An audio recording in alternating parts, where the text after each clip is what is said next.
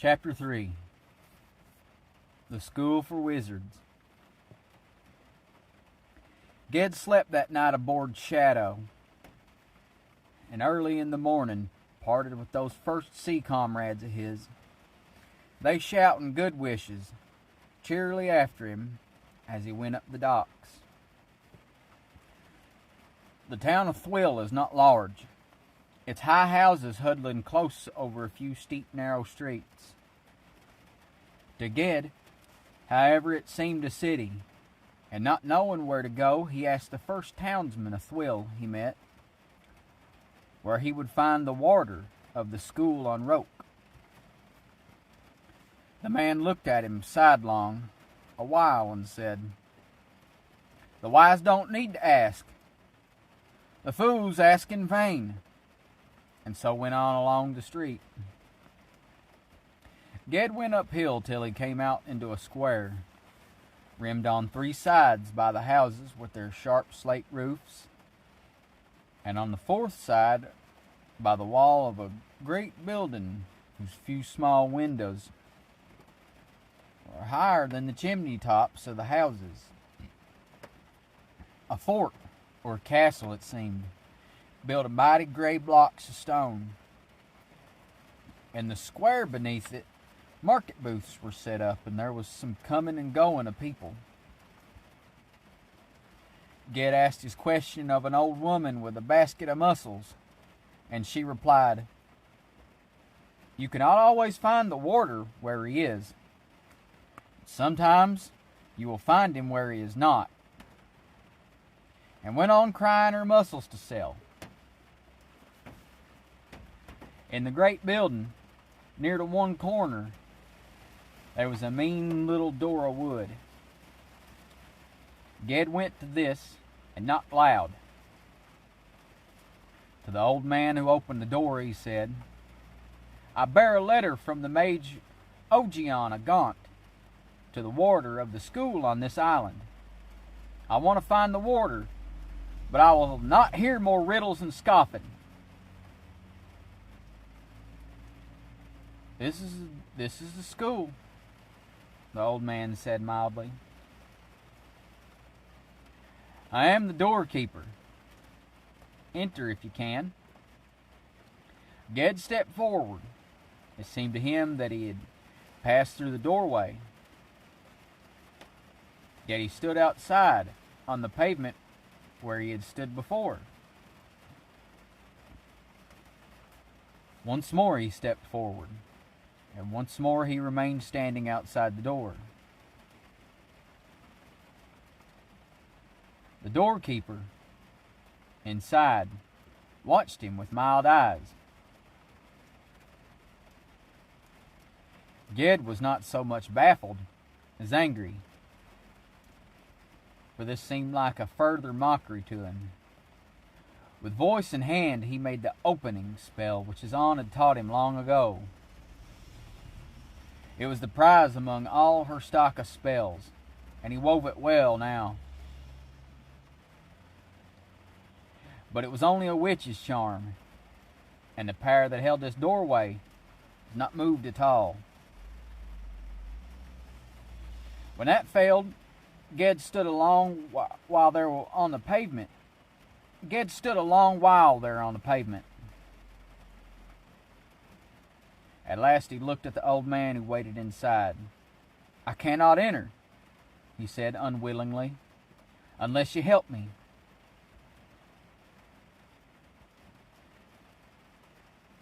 The doorkeeper answered, "Say your name." Then Ged stood a while, for a man never speaks his own name aloud until more than his life's safety is at stake. "I am Ged," he said aloud, stepping forward. Then he entered the open doorway. Yet it seemed to him that though the light was behind him, a shadow followed him on at his heels. He also saw as he turned that the doorway through which he had come was not plain wood as he had thought, but ivory, without joint or seam. It was cut,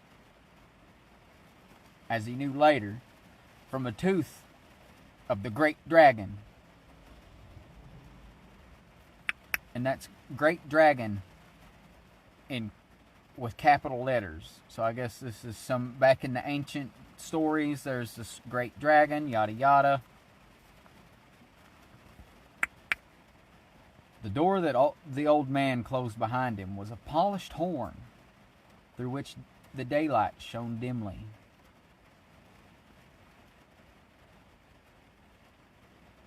And on its inner face was carved the 1,000-leaved tree.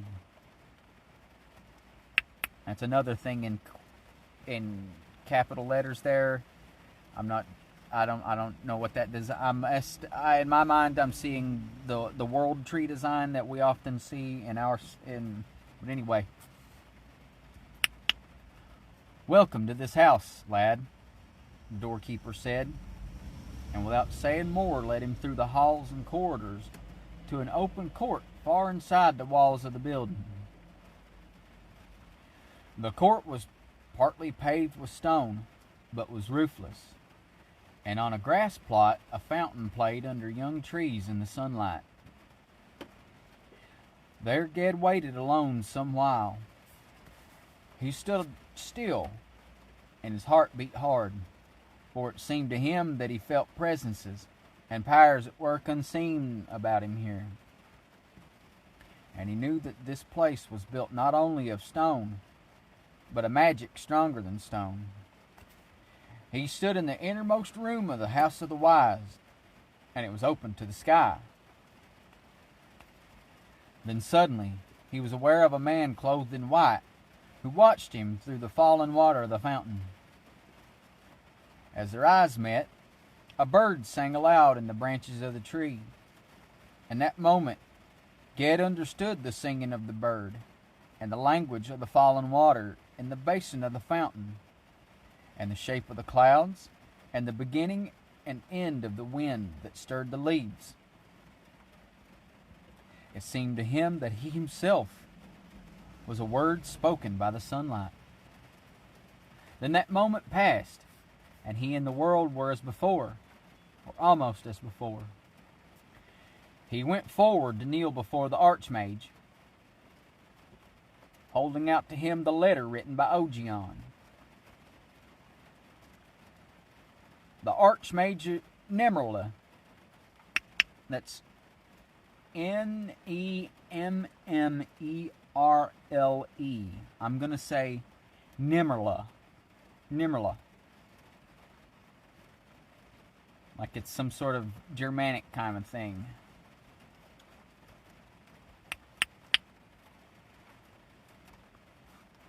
The Archmage Nimmerle, warder of Roke, was an old man.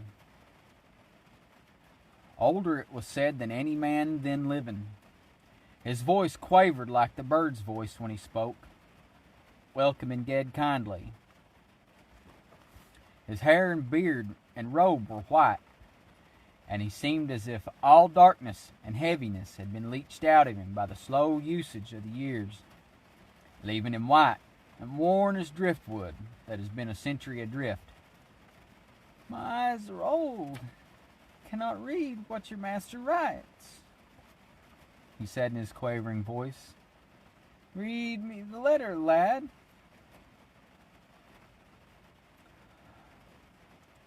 So Ged made out and read aloud the writing, which was in Hardic runes, and said no more than this: "Lord Nimmerle, I send you one who will be the greatest of the wizards of Gaunt, if the wind blow true." This was signed not with Ogion's true name, which Ged had never yet learned, but with Ogion's rune, the closed mouth.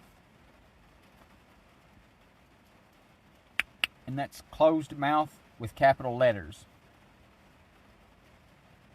Closed mouth. So maybe that might actually, if you knew what closed mouth was in like the old speech or the true speech, maybe then you would know Ogion's name, maybe. I'm not sure, but we'll get to that later on. We'll get to this later on.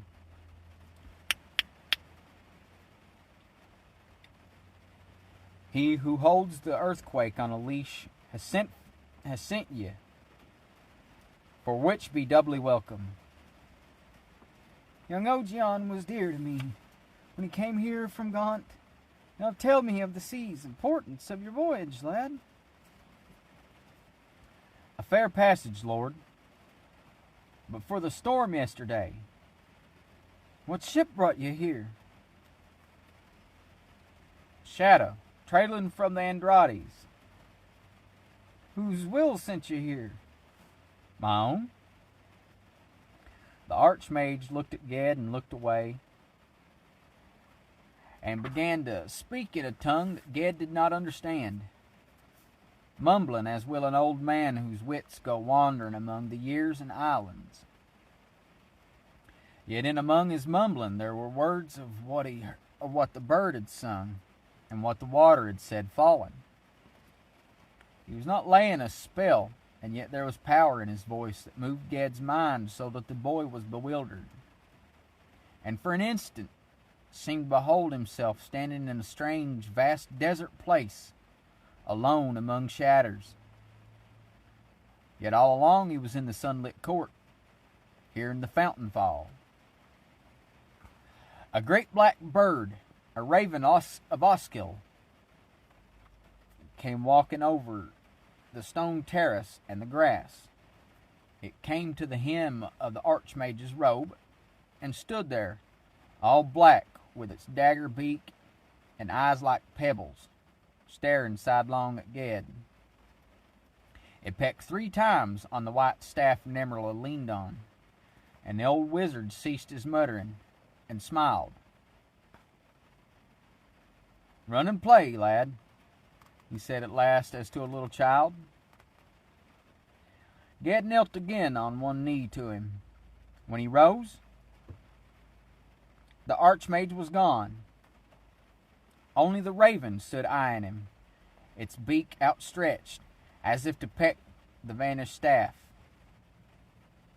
It spoke in what Ged guessed might be the speech of Oskill. "Taranan Usbuk," it said, croaking. "Taranan Usbuk Urak." And it strutted off as it had come. That's Terranon Uspuk, Terrenon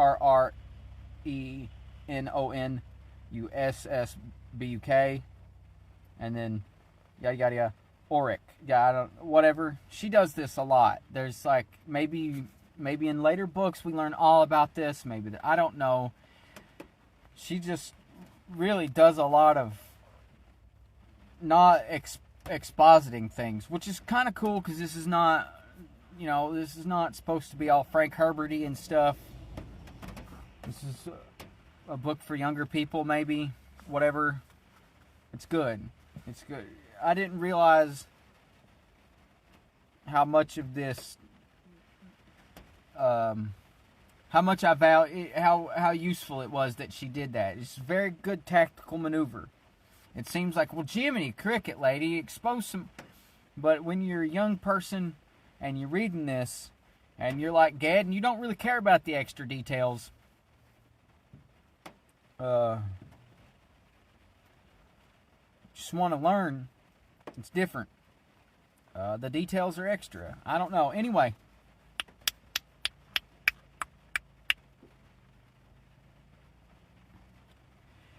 Ged turned to leave the courtyard, wondering where he should go. Under the archway, he was met by a tall youth who greeted him very courteously, bowing his head. "I'm called Jasper, Enwit's son, of the domain of Elg on Havnor Isle." That's Elg. That's how I'm going to say it. EOLG. Elg. Elg. Elg. Yolg? It could be Yolg. But we're going to go with Elg.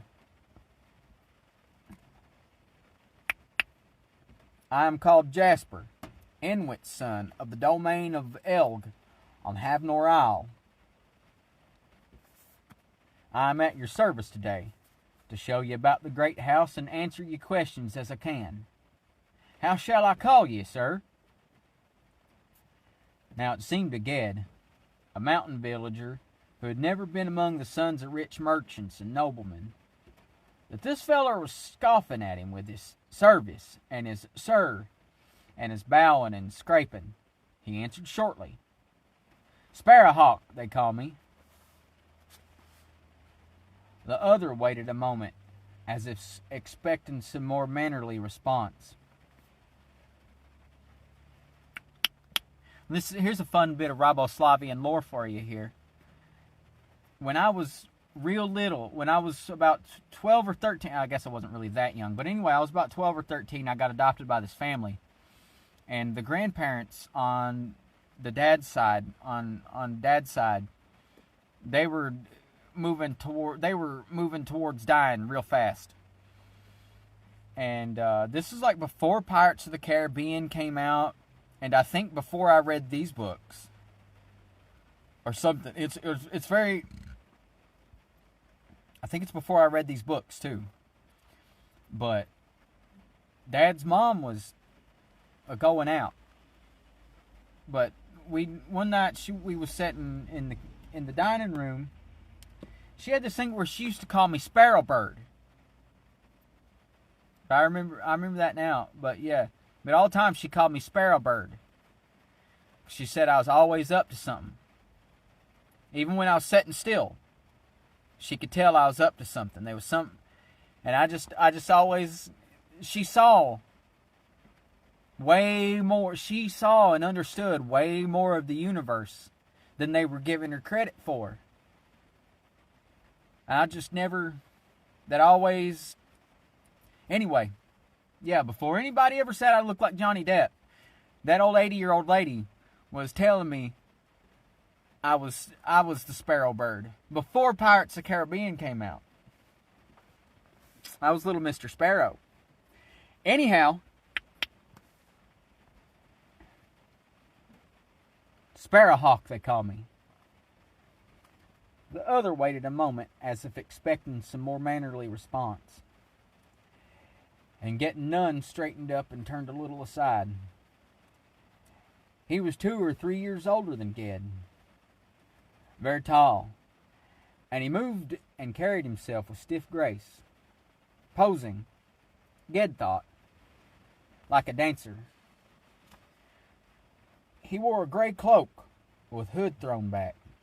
The first place he took Ged was the wardrobe room, where as a student of the school, Ged might find himself another such cloak that fitted him, and any other clothing he might need. He put on the dark gray cloak he had chosen, and Jasper said, "Now you're one of us."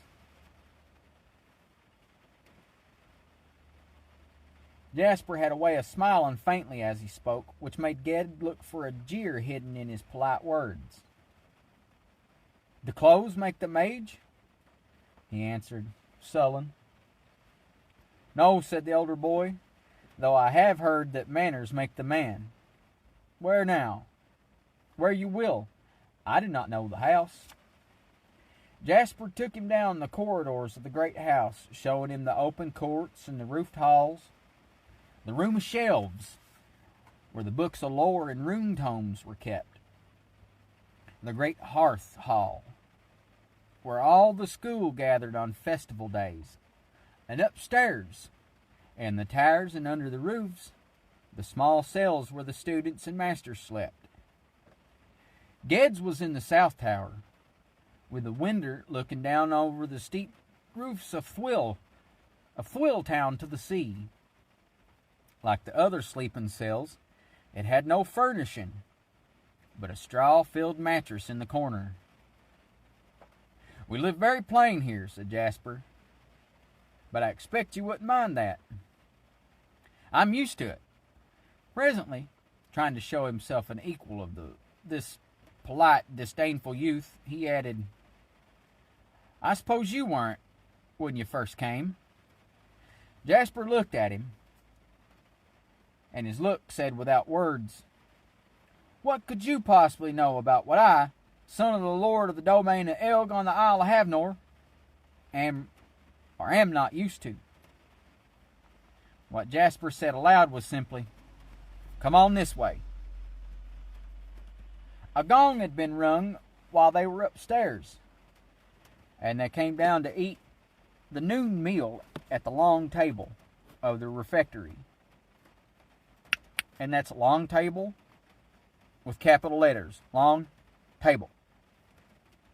At the long table of the refectory, along with 100 or more boys and young men. Each waited on himself, joking with the cooks through the window hatches of the kitchen that opened into the refectory, loading his plate from great bowls of food that steamed on the sills, sitting where he pleased at the long table. They say, Jasper told Ged, that no matter how many sit at this table, there's always room. Certainly there was room both for many noisy groups of boys talking and eating mightily, and for older fellers, their gray cloaks clasped with silver at the neck, who sat more quietly by pairs or alone, with grave, pondering faces, as if they had much to think about. Jasper took Ged to sit with a heavy-set feller called Vetch, who said nothing much, but shoveled in his food with a will. He had the accent of the East Reach, and was very dark of skin. Not red-brown like Ged and Jasper and most folk of the archipelago, but black-brown. He was plain, and his manners were not polished. He grumbled about the dinner when he had finished it, but then turning to Ged said, "At least it's not illusion, like so much around here. It sticks to your ribs." Ged did not know what he meant, but he felt a certain liking for him, and was glad when after the meal he stayed with them. They went down into the town, that Ged might learn his way about. Few and short as were the streets of Thwill, they turned and twisted curiously among the high-roofed houses, and the way was easy to lose. It was a strange town, and strange also its people, fishermen and workmen and artisans like any others, but so used to the sorcery that is ever at play on the Isle of the Wise, that they seemed half sorcerers themselves. They talked, as Ged had learned, in riddles, and not one of them would blink to see a boy turn into a fish or a housefly up into the air. But knowing it, for a schoolboy prank would go on cobbling shoes or cutting up mutton, unconcerned. If you've ever played Skyrim, this place sounds like Roke. This place sounds like Winterhold, where that college is, the magic school is in Skyrim. This place sounds a lot like that. Like, I always thought about them poor people trying to live around that wizard school. Like, why don't y'all just move away? But if you can survive, you can make money off of them. Off of you got a steady income, because there's people want to learn magic, and they need mutton and shoes. Anyway,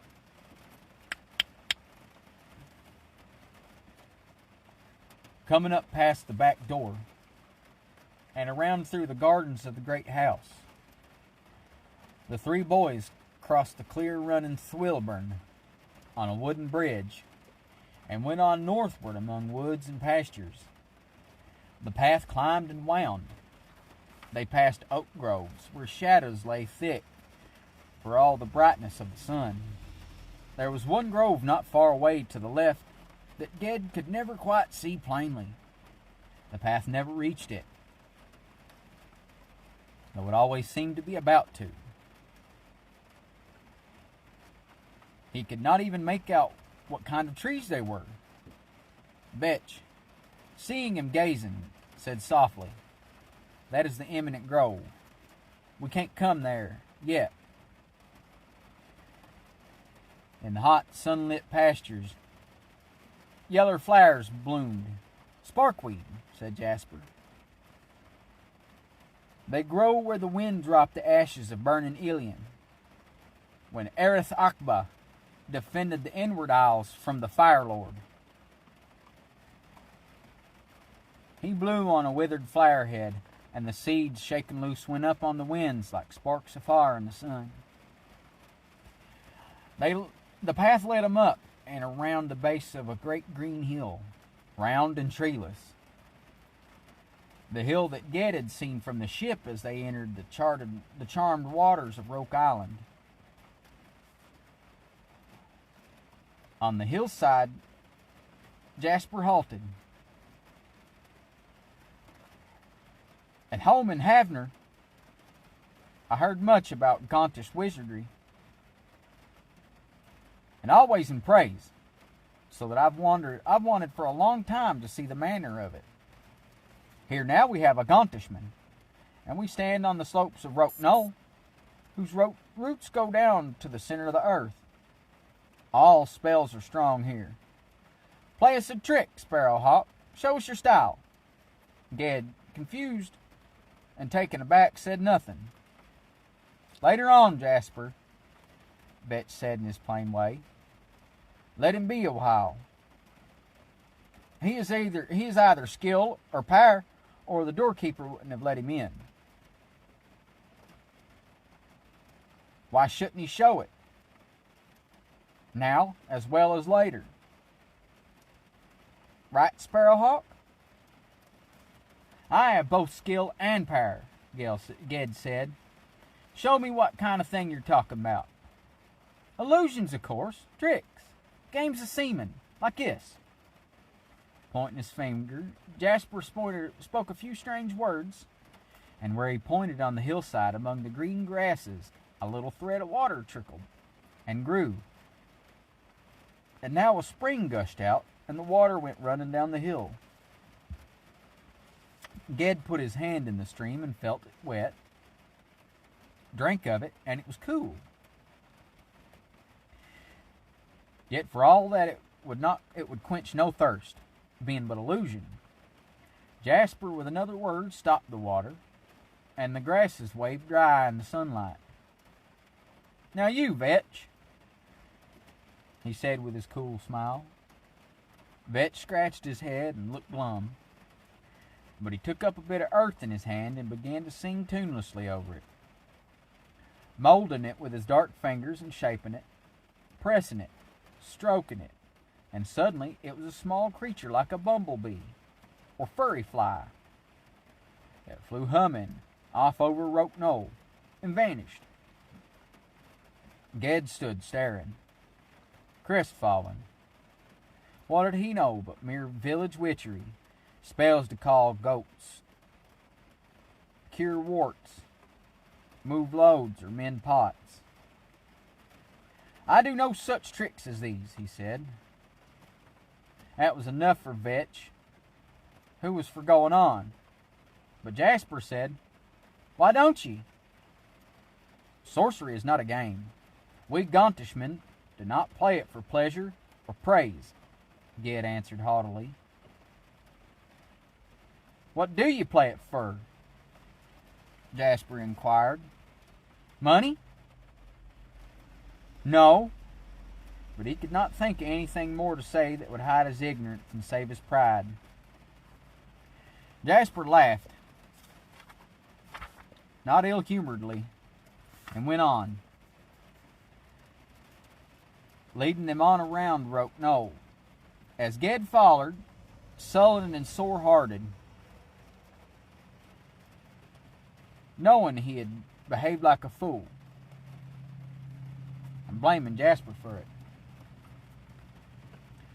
That night, as he lay wrapped in his cloak on the mattress in in his cold, unlit cell of stone, in the utter silence of the great house of Roke, the strangeness of the place and the thought of all the spells and sorceries that had been worked there began to come over him heavily. Darkness surrounded him. Dread filled him. He wished he were anywhere else but Roke. But Vetch came to the door. A little bluish ball of werelight nodding over his head to light the way, and asked if he could come in and talk a while. He asked Ged about Gaunt, and then spoke fondly of his own home isles, of the East Reach, telling how the smoke of village hearth fires is blown across that quiet sea at evening between the small islands with funny names: Corp, Cop, and Holp, Venway, and Vemish, Ifish, Quopish, and Sneg. When he sketched the shapes of those lands on the stones of the floor with his finger to show Ged how they lay, the lines he drew shone dim as if drawn with a stick of silver for a while before they faded. Vetch had been 3 years at the school, and soon he would be made sorcerer. He thought no more of performing the lesser arts of magic than a bird thinks of flying. Yet a greater, unlearned skill he possessed, it was the art of kindness. That night, and always from then on, he offered and gave Ged friendship, a sure and open friendship, which Ged could not help but return. Yet Vetch was also friendly to Jasper, who had made Ged into a fool that first day on Roke Knoll. Ged would not forget this, nor it seemed would Jasper, who always spoke to him with a polite voice and a mocking smile. Ged's pride would not be slighted or condescended to. He swore to prove to Jasper, and to all the rest of them, among whom Jasper was something of a leader, how great his power really was, someday. For none of them, for all their clever tricks, had saved a village by wizardry. Of none of them had Ogion written that he would be the greatest wizard of Gaunt. So, bolstering up his pride, he set all his strong will on the work they gave him. The lessons and crafts and histories and skills taught by the Grey Cloak masters of Roke, who were called the Nine. Part of each day he studied with the master chanter, learning the deeds of heroes and the lays of wisdom. Beginning with the oldest of all songs, the creation of Ea. Then with a dozen other lads, he would practice with the master Windkey at arts of wind and weather. Whole bright days of spring and early summer they spent out in Roke Bay in light catboats, practicing steering by word and stilling waves and speaking to the world's wind and raising up the mage wind. These are very intricate skills, and frequently Ged's head got whacked by the swinging boom as the boat jibed under a wind suddenly blowing backwards, or his boat and another boat collided, though they had the whole bay to navigate in, or all 3 boys in his boat went swimming unexpectedly as the boat was swamped by a huge, unintended wave. There were quieter expeditions ashore, other days, with the master Herbal, who taught the ways and properties of things that grow, and the master Hand taught sleight and jugglery, and the lesser arts of changing. At all these studies Ged was apt, and within a month was better than lads who had been a year at Roke before him. Especially the tricks of illusion came to him so easily that it seemed he had been born knowing them, and needed only be reminded. The master Hand was a gentle and light-hearted old man, who had endless delight and the wit and beauty of the crafts he taught. Ged soon felt no awe of him, but asked for him this spell and that, and always the master smiled and showed him what he wanted. But one day, having it in mind to put the Jasper to shame at last, Ged said to the master hand in the court of seamen, "Sir, all these charms are much the same.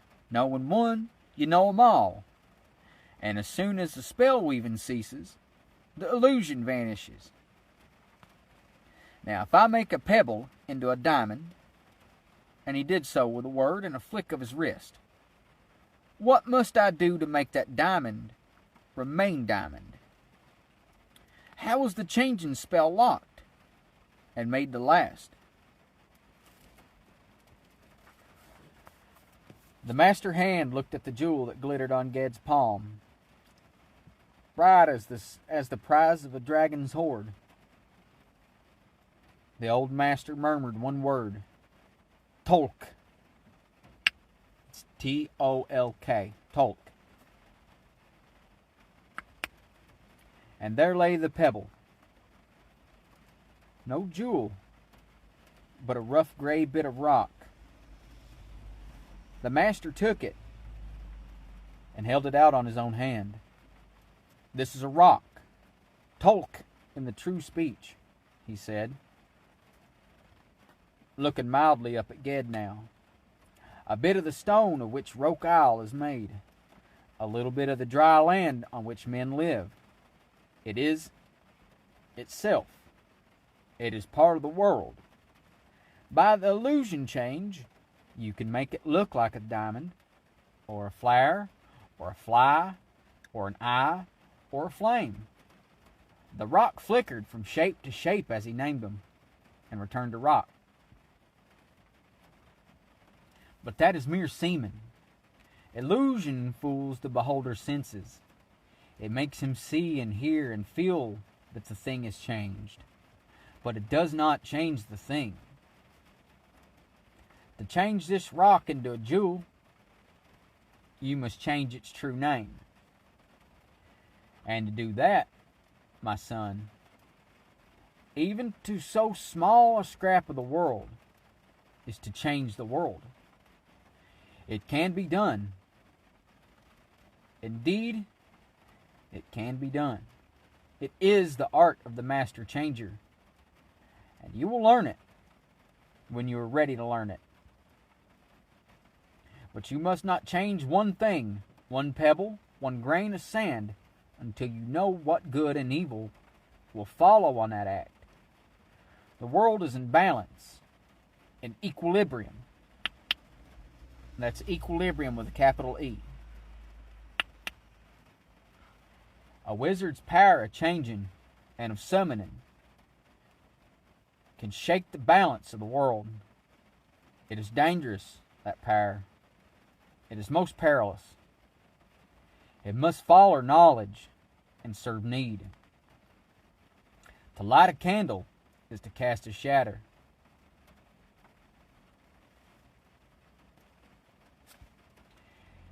He looked down at the pebble again. A rock is a good thing. A rock is a good thing too, you know, he said, speaking less gravely. If the Isles of Earthsea were all made of diamond, we'd lead a hard life here. Enjoy illusions, lad, and let the rocks be rocks. He smiled, but Ged left dissatisfied.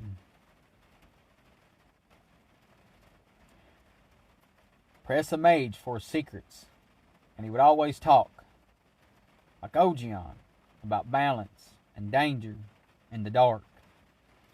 But surely a wizard, one who had gone past these childish tricks of illusion to the true arts of summoning and change, was powerful enough to do what he pleased, and balance the world as seemed best to him, and drive back darkness with his own light.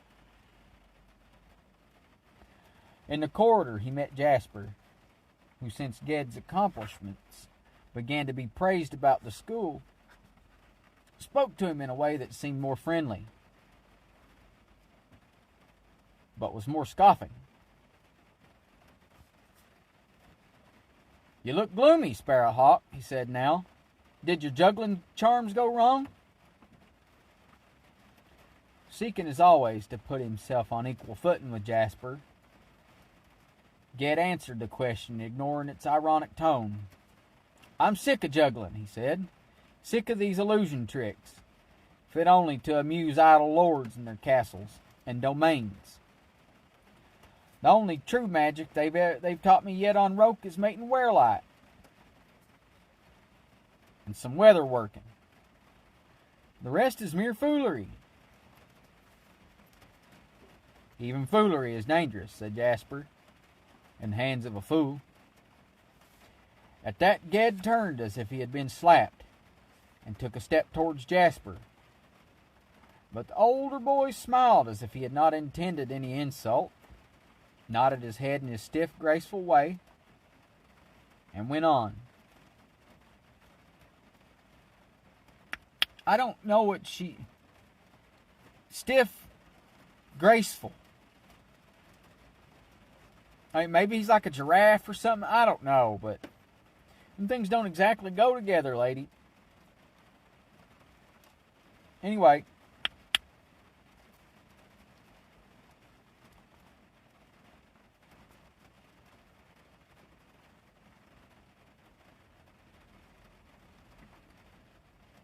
standing there with rage in his heart, looking after Jasper, Ged swore to himself to outdo his rival.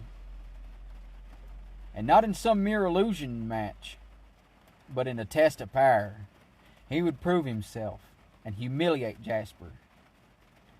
He would not let the feller stand there looking down on him, graceful, disdainful, hateful. Ged did not stop to think why Jasper might hate him. He only knew why he hated Jasper. The other apprentices soon learned they could seldom match themselves against Ged, either in sport or in earnest, and they said of him, some in praise and some in spite, "He's a wizard born. He'll never let you beat him." Jasper alone neither praised him nor avoided him, but simply looked down at him, smiling slightly. And therefore Jasper stood alone as his rival, who must be put to shame. He did not see, or would not see, that in his rivalry, which he clung to and fostered as part of his own pride, there was anything of the danger, the darkness, of which the master hand had mildly warned him. When he was not moved by pure rage, he knew very well that he was as yet no match for Jasper or any of the older boys, and so he kept at his work and went on as usual. At the end of summer, the work was slackened somewhat, so there was more time for sport. Spellboat races down in the harbor, feats of illusion in the courts of the great house, and in the long evenings, in the groves, wild games of hide and seek where hiders and seeker were both invisible, and only voices moved laughing and calling among the trees, following and dodging the quick, faint werelights. Then as autumn came, they set to their tasks afresh, practicing new magic. So Ged's first months at Roke went by fast, full of passions and wonders. In winter it was different. He was sent with 7 other boys across Roke Island to the farthest northmost cape, where stands the Isolate Tower. That's Isolate Tower, with capital I and capital T. There by himself lived the Master Namer, who was called by a name that had no meaning in any language. Kurim Karmeruk. Kurim Karmeruk.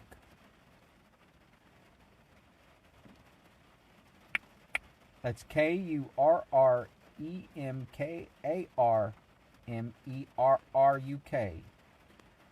Kurim Karmeruk. No farm or dwelling lay within miles of the tower.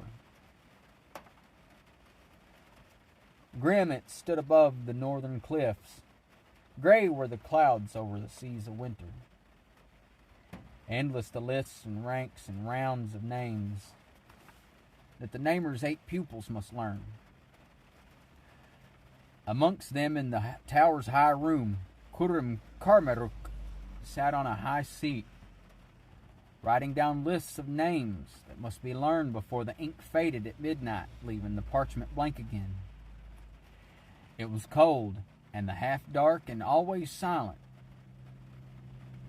there, except for the scratching of the master's pen and the sighing, maybe, of a student who must learn before midnight the name of every cape, point, bay, sound, inlet, channel, harbor, shallows, reef, and rock of the shores of Lossau. A little inlet, a little islet of the Pelnish Sea.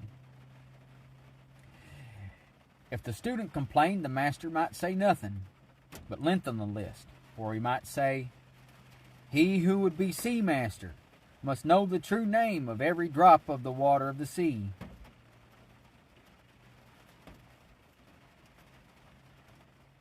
Ged sighed sometimes, but he did not complain.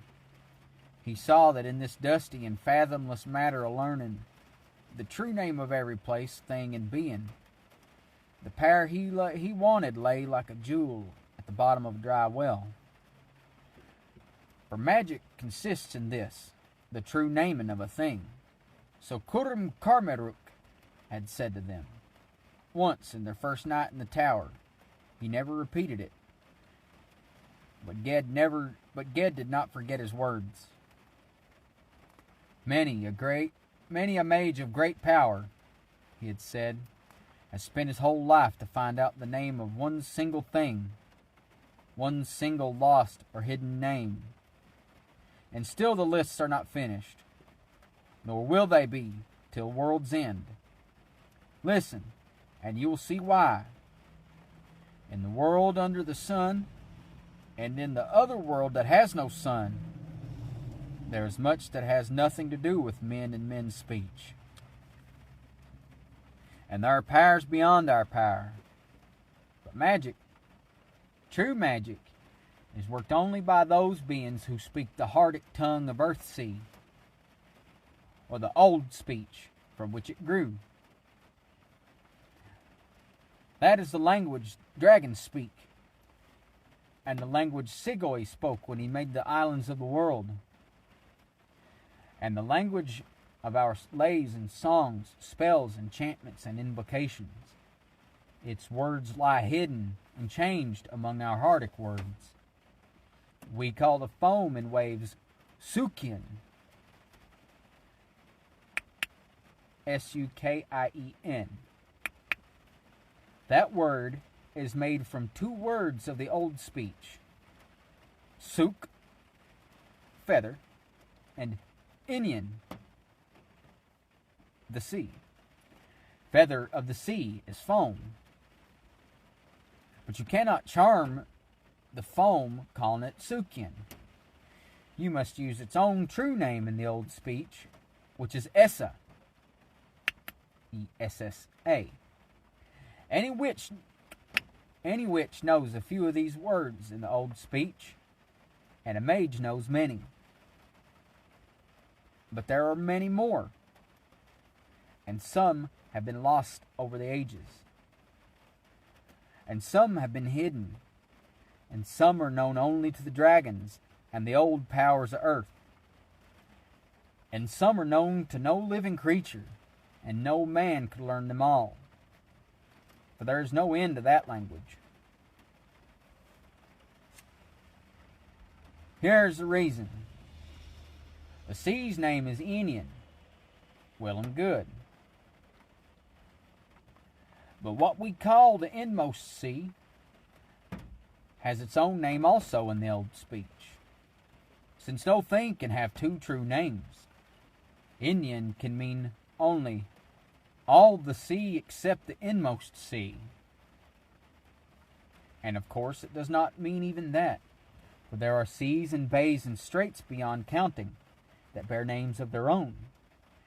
So if some mage seamaster were mad enough to try and lay a spell of storm or calm over all the ocean, his spell must not say not only that word Indian, but the name of every stretch and bit and part of the sea through all the archipelago and all the outer reaches and beyond to where names cease. Thus, that which gives us the power to work magic sets the limits of that power. A mage you can control only what is near him, what he can name exactly and wholly. A mage can control only what is near him, what he can name exactly and wholly. And this is well. If it were not so, the wickedness of the powerful or the folly of the wise would long ago have sought to change what cannot be changed. An equilibrium would fail. The unbalanced sea would overwhelm the islands where we perilously dwell, and in the old silence all voices and all names would be lost. Ged thought long on these words, and they went deep in his understanding. Yet the majesty of the task could not make the work of that long year in the tower less hard and dry. And at the end of the year, Kurum Karmeru said to him, "You have made a good beginning, but no more. Wizards speak the truth, and it was true that all the mastery of names that Ged had toiled to win that year was the mere start of what he must go on learning all his life. He was let go from the isolate tower sooner than those who had come with him, for he had learned quicker. That was all the praise he got. He walked south across the island, alone in the early winter, along townless, empty roads. As night came on, it rained. He said no charm to keep the rain off of him, for the weather a rope was in the hands of the master wind key, and might not be tampered with. He took shelter under a great pendic tree, and lying there, wrapped in his cloak, he thought of his old master Ogion, who might still be on his autumn wanderings over the heights of Gaunt, sleeping out with leafless branches for a roof and falling rain for house walls. That made Ged smile, for he found the thought of Ogion always a comfort to him. He fell asleep with a peaceful heart, there in the cold darkness full of the whisper of water. At dawn waking, he lifted his head. The rain had ceased, he saw, sheltered in the folds of his cloak, a little animal curled up asleep which had crept there for the warmth. He wondered, seeing it for it was a rare, strange beast, an otak. These creatures are found only on 4 southern isles of the archipelago: Roke, Innsmouth, Poti, and Wathort. They are small and sleek, with broad faces, and fur dark brown or brindle, and great bright eyes. Their teeth are cruel, and their temper fierce, so they are not made pets of. They have no call or cry or any voice. Ged stroked this one, and it woke and yawned, showing a small brown tongue and white teeth. But it was not afraid. "Otak," he said. And then, remembering the 1,000 names of beasts he had learned in the tower, he called it by its true name in the old speech. Haig. That's H-O-E-G. So I'm going to say Haig.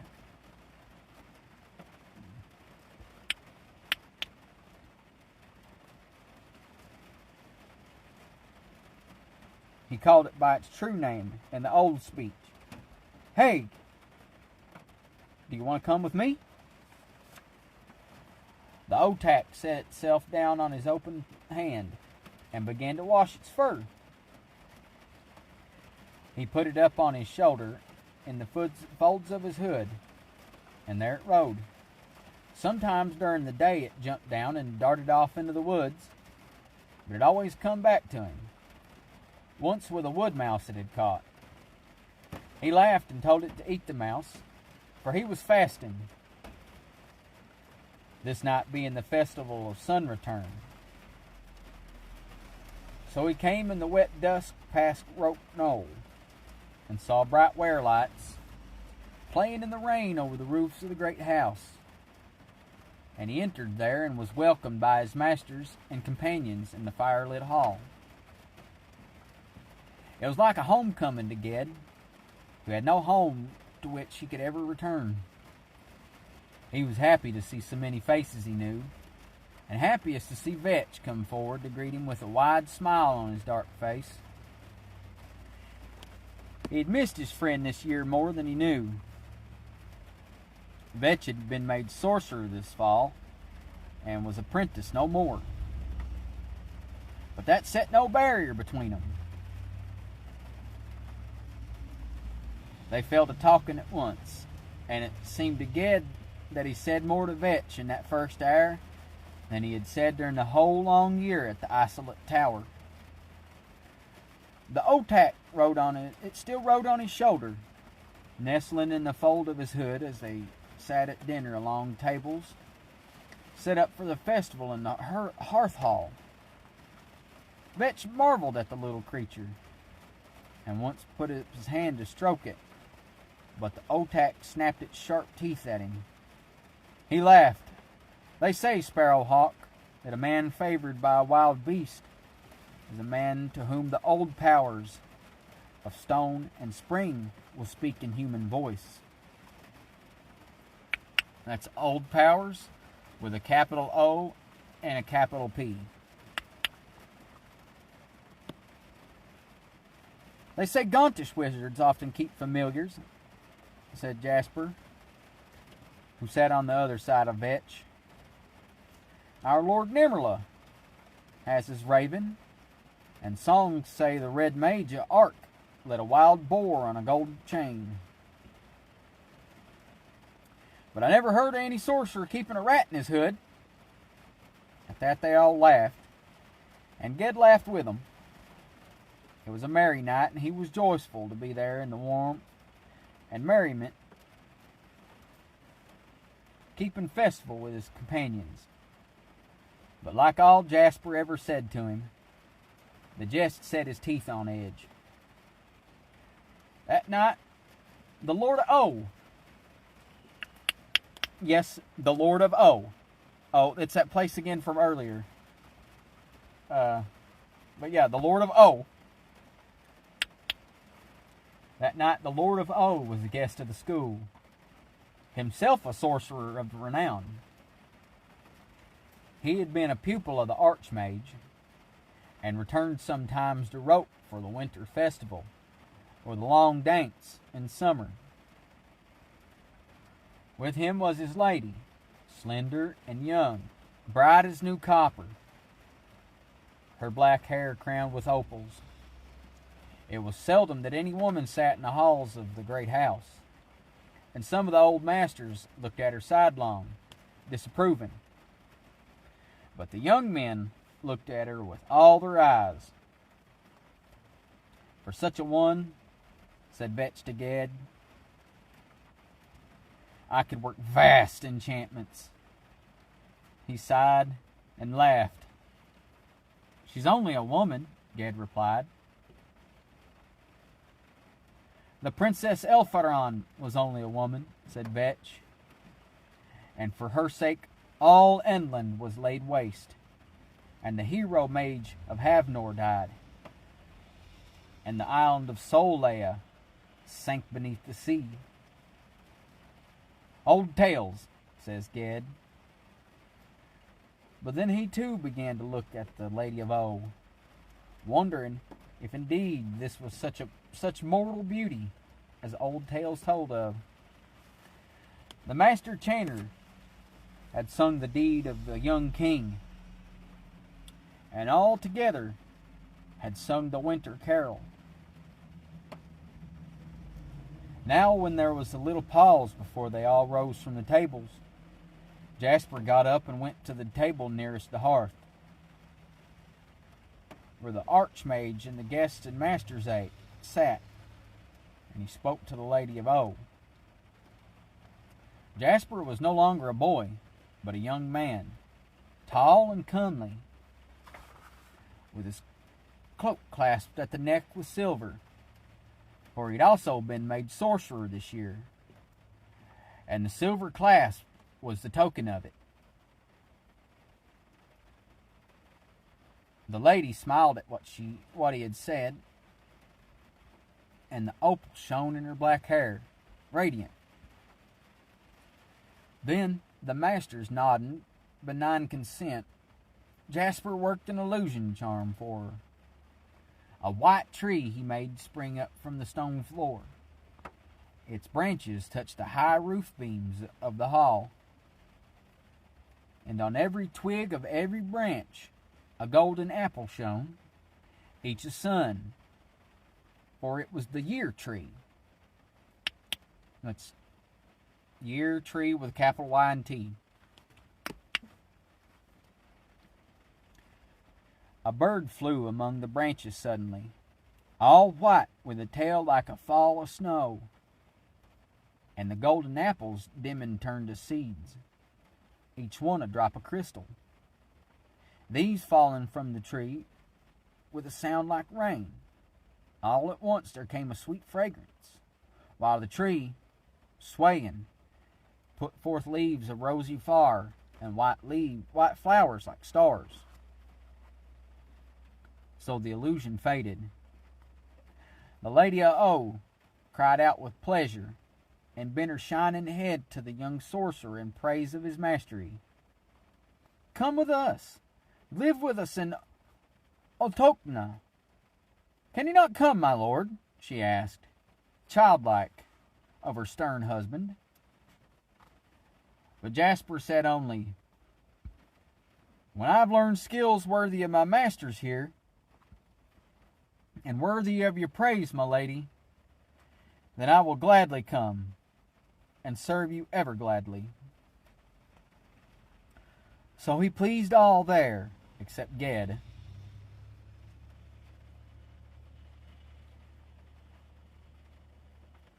Ged joined his voice to the praises, but not his heart. "I could have done better," he said to himself in bitter envy.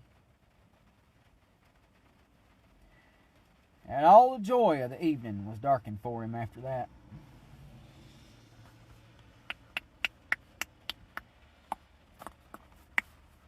Oh, thank you. Thank you.